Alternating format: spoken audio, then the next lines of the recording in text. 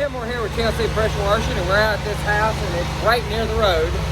So this right here is not coming out with just normal house wash mix. So it's going to need, it's a lot of fallout and things from cars being idling right here, and it causes it to, the soot and stuff to attach. So we're going to use a product that, not a house wash mix, but another product to take this off. Let's see how it took a little restoration. This came off, this didn't, a little bit of scrubbing, a little bit of chemicals, different chemicals than house wash mix, and boom, it came off. Tim Moore, TLC Pressure Washing in downtown Murfreesboro, Tennessee.